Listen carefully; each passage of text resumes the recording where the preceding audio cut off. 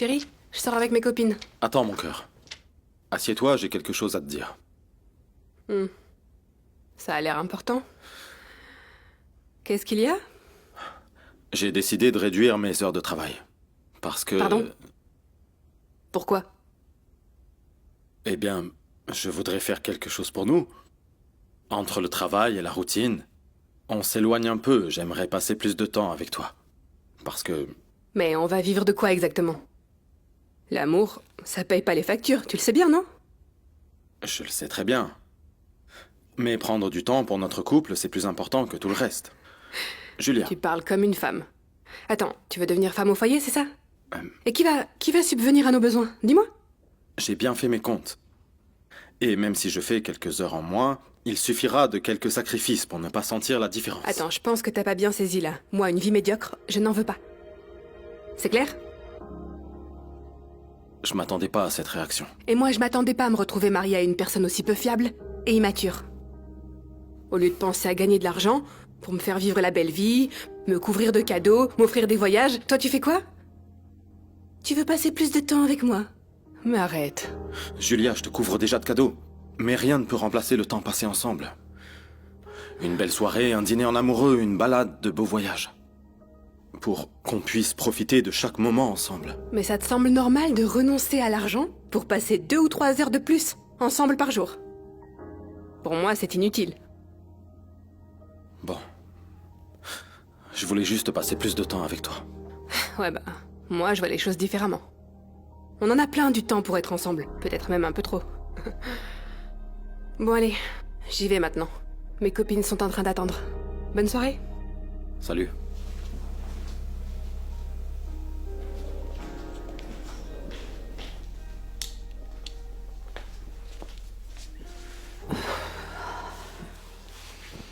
Qu'est-ce qu'il y a? Tu as l'air contrarié. Ton imbécile de gendre a décidé de réduire ses heures de travail. Et pourquoi donc? Parce qu'il pense que ça nous permettra de passer plus de temps ensemble et de penser plus à nous deux. Bah, je trouve que c'est un beau geste. Mais tu plaisantes. Ce serait un beau geste si on était riche. Ma chérie, ne sois pas comme ça, aussi superficielle. Tu n'es pas riche, mais fort heureusement, tu ne manques de rien. Et ton mari n'est pas irresponsable ni insouciant. Ah vraiment, après cette décision qu'il a prise? Ma puce, calme-toi. S'il a pris cette décision, c'est qu'il sait qu'il peut se le permettre sans trop de difficultés. Estime-toi plutôt heureuse d'avoir à tes côtés un homme qui veut passer plus de temps avec toi. Maman, on dirait vraiment que... On dirait que tu vis sur une autre planète. Il faut savoir faire preuve de bon sens. Et sa décision n'a aucun sens. Peut-être parce que tu ne prends pas le temps d'y réfléchir. Mais réfléchir à quoi exactement? Réfléchir au fait que je vais plus pouvoir m'acheter ce dont j'ai envie? Ma chérie, je n'aime pas t'entendre parler comme ça. Ton mari a fait un geste magnifique. Et toi, tu ne penses qu'à l'argent. Réfléchis un peu. Tu ne crois pas que je donnerai tout ce que j'ai pour pouvoir passer ne serait-ce qu'une seule journée de plus avec ton père?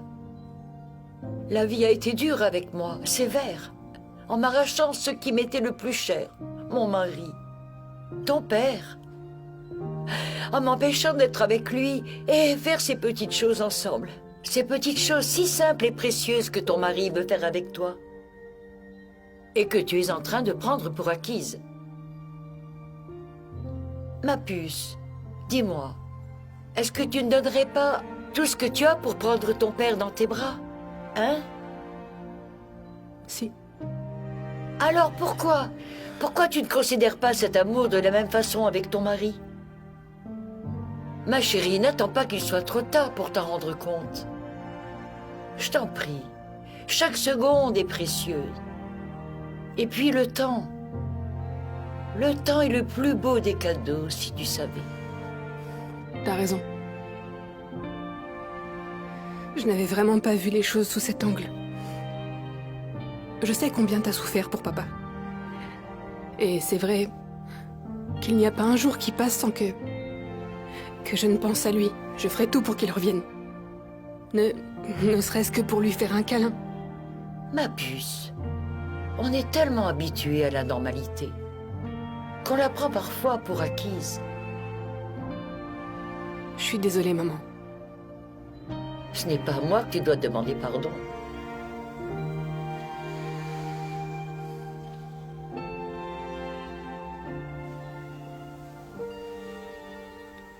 Mathieu,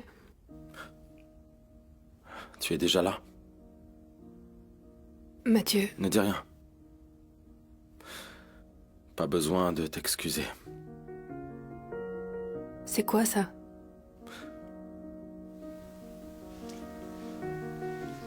Les résultats des analyses que j'ai faites le mois dernier. Ils sont pas bons. Pourquoi tu ne m'en as pas parlé? J'ai essayé, mais t'es toujours occupé avec des choses plus importantes. C'était peut-être pas le bon moment. Ça m'a fait prendre conscience que je perdais de vue l'essentiel. C'est pour ça que j'ai décidé de prendre plus de temps pour nous. Pour toi, pour nos enfants aussi. Je voulais faire quelque chose pour vous. Mais si pour toi, profiter de la vie passe par un téléphone dernier cri, un beau sac ou ce genre de choses, je le comprends.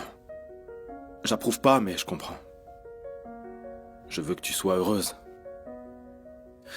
Du coup, j'ai rappelé le travail pour leur dire que je m'étais trompé. Je vais reprendre à temps plein. Non, fais pas ça. C'est moi qui ai été stupide de réagir de cette façon sans me rendre compte que ton geste était une preuve d'amour. Écoute, je vais bien. Ne fais pas ça par pitié, je vais bien. Je ne fais pas du tout ça par pitié. Tu m'as juste ouvert les yeux, c'est tout. Tu me supporteras aussi quand je pourrai plus travailler? Quand je pourrai plus vous donner ce que je vous donne aujourd'hui? Bien sûr que oui. Je suis ton roc, tu sais. Je te soutiens.